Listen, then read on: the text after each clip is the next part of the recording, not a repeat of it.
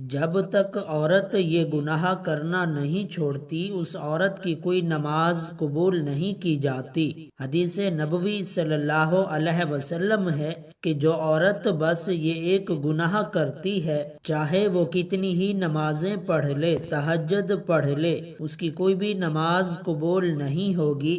زندگی میں ایک بار ویڈیو ضرور دیکھ لیں۔ بسم اللہ الرحمن الرحیم۔ السلام علیکم۔ قبولیت اعمال ایک راز ہے جو موت کے بعد ہی کھلے گا، اور اگر اعمال کے قبول اور عدم قبول کا معلوم کرنا اتنا آسان ہوتا تو ریاکاری اور بدعتیوں کی اتنی کثرت نہ ہوتی۔ ہاں البتہ شریعت نے قبولیت اعمال کا معیار اور کسوٹی بتائی ہے کہ عمل کرنے والا صحیح العقیدہ ہو، عمل عین سنت کے مطابق ہو اور خلوص پر مبنی ہو، اور اپنے نیک اعمال کو برباد کرنے والے گناہوں سے بچتا ہو تو اسے اللہ تعالیٰ سے امید رکھنی چاہیے۔ لیکن کچھ عورتیں ایسی ہیں جن کی نماز ان کے منہ پر ماری جائے گی، کیونکہ وہ عورتیں نماز تو پڑھتی ہیں، وہ جنت میں جانے کے لیے ان کے لیے صرف نماز پڑھنا کافی نہیں ہے کہ وہ جنت تک انہیں پہنچا دے، کیونکہ وہ ایسی عورتیں ہیں جو نماز خوب پڑھتی ہیں، خوب روزے رکھتی ہیں، لیکن ان کی نماز کا کوئی فائدہ نہیں ہے، اور ان کی نماز ان کو جہنم کی آگ سے نہیں بچا سکتی، کیونکہ وہ ایسی نیکیوں کے ساتھ ایسے گناہ کرتی ہیں جو ان کے گناہ ان کو جہنم میں لے کر جائیں گے۔ آپ صلی اللہ علیہ وسلم نے فرمایا دو چیزیں اسلام نے ہمیں دی ہیں، پہلی حقوق اللہ، دوسرا ہے حقوق العباد۔ پہلے اللہ کے حق، بعد میں بندوں کے حقوق۔ اللہ کے حقوق میں نماز، روزہ اور زکوٰۃ، حج ہے کہ بندے کو چاہیے کہ یہ تمام حقوق پورے کرے۔ پھر اس کے بعد جو حقوق العباد ہیں وہ بہت مشکل ہے، کیونکہ اگر حقوق اللہ میں کسی ایک حق کی پامالی ہو گئی، اللہ تعالیٰ توبہ کریں، اللہ تعالیٰ معاف فرما دے گا، کیونکہ وہ غفور الرحیم ہے۔ لیکن اگر حقوق العباد میں سے کسی حق کی پامالی ہو گئی تو حقوق العباد کی معافی نہیں ہے۔ ناظرین، اب ہم آپ کو ان عورتوں کے بارے میں بتاتے ہیں جن کی نماز یا کوئی بھی نیکی قبول نہیں ہوتی۔ رسول اکرم صلی اللہ علیہ وسلم نے یہ بات بھی بیان کی تھی، جو عورت جوان ہو جائے جب تک سر پہ دوپٹہ نہیں ہے اس کی نماز نہیں ہوتی، اور آپ نے یہ بھی فرمایا جو اپنے بالوں کو نہیں ڈھانپتی اس کی نماز قبول نہیں ہوتی۔ رسول اللہ صلی اللہ علیہ وسلم نے یہ بھی فرمایا اگر کوئی عورت مسجد میں جاتی ہے عطر اور خوشبو لگا کر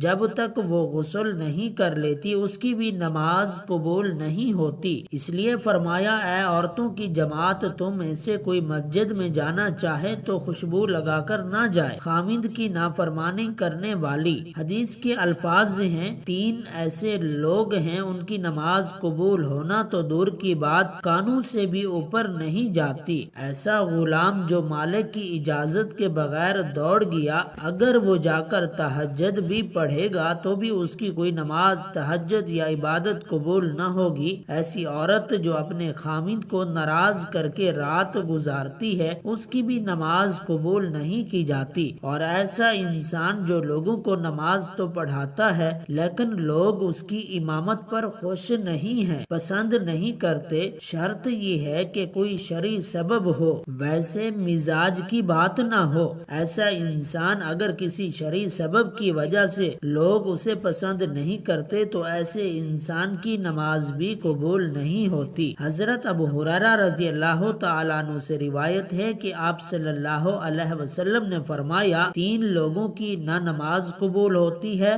اور نہ کوئی اور نیکی اوپر چڑھتی ہے۔ نمبر 1، بھاگے ہوئے غلام کی جب تک کہ اپنے مولا کے پاس نہ آ جائے اور ان کے ہاتھ میں اپنا ہاتھ نہ دے دے۔ نمبر 2، ایسی عورت جس سے اس کا شوہر ناراض ہو۔ نمبر 3، شرابی کی جب جب تک کہ شراب کا اثر ختم نہ ہو جائے۔ اس حدیث کے فائدے میں لکھتے ہیں مرد عورت پر نگران ہے اور عورت اس کے ماتحت ہے۔ خدا کے بعد عورت کے لیے شوہر ہی ہے۔ والدین کے حق پر شوہر کا حق غالب ہو گیا ہے۔ اگر مذہب میں کسی کو سجدہ تعظیمی کی اجازت ہوتی تو وہ عورت کو ہوتی کہ وہ اپنے شوہر کو سجدہ کرے۔ حدیث پاک صلی اللہ علیہ وسلم میں ہے عورت کے لیے اس کا شوہر جنت ہے یا جہنم، کیونکہ اس کے حق کو ادا کر کے جنت پا سکتی ہے۔ جس کا اتنا بڑا حق ہو بھلا اسے ناراض کیسے کیا جا سکتا ہے؟ پھر خدا نے جسے رفیق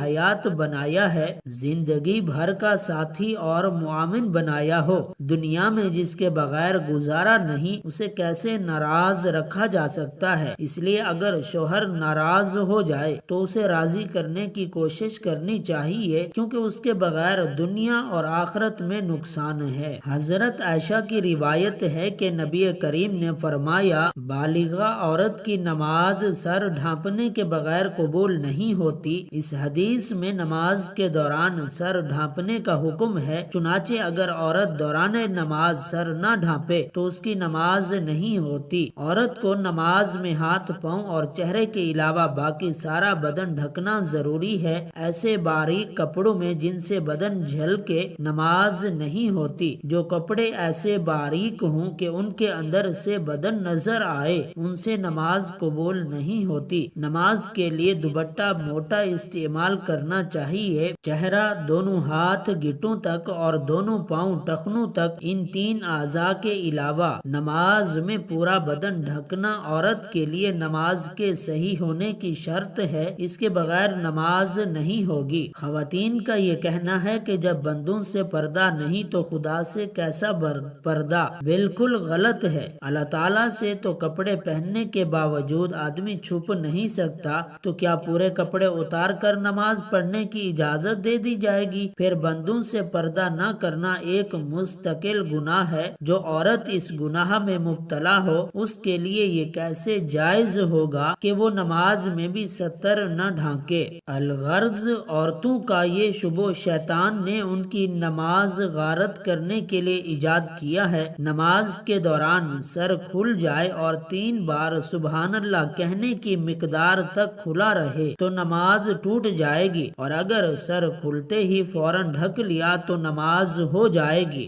نفل نماز بیٹھ کر پڑھنے کی اجازت ہے، لیکن فرض نماز بیٹھ کر نہیں ہوتی، کیونکہ قیام نماز کا رکن ہے، مردوں کے لیے بھی عورتوں کے لیے بھی، اور اصول یہ ہے کہ نماز کا رکن فوت ہو جائے تو نماز نہیں ہوتی۔ لہٰذا جو عورتیں فرض نماز بغیر معذوری کے بیٹھ کر پڑھتی ہیں ان کی نماز نہیں ہوتی۔ ہاں، جسم کا صحیح طریقے سے ڈھکنا ضروری شرط ہے، پہنچوں تک ہاتھ کھلے ہوں تو مذائقہ نہیں، سینے پر اوڑھنی ہونی چاہیے، سجدے میں دوپٹہ نیچے آ جائے تو بھی نماز ہو جاتی ہے۔ عورتوں کا جمع ہو کر نفل نماز جماعت کے ساتھ ادا کرنا بدترین بدعت ہے اور متعدد غلطیوں کا مجموعہ ہے، جس کی وجہ سے وہ سخت گناہگار ہیں۔ نیل پالش اور آدھی آستین والی عورتوں کی تو انفرادی نماز بھی نہیں ہوتی۔ فجر کی نماز تو عورت کو اول وقت میں پڑھنا افضل ہے اور دوسری نمازیں مسجد کی جماعت کے بعد پڑھنا افضل ہے۔ جماعت، جمعہ اور عیدین کی نماز عورتوں کے ذمہ نہیں ہے۔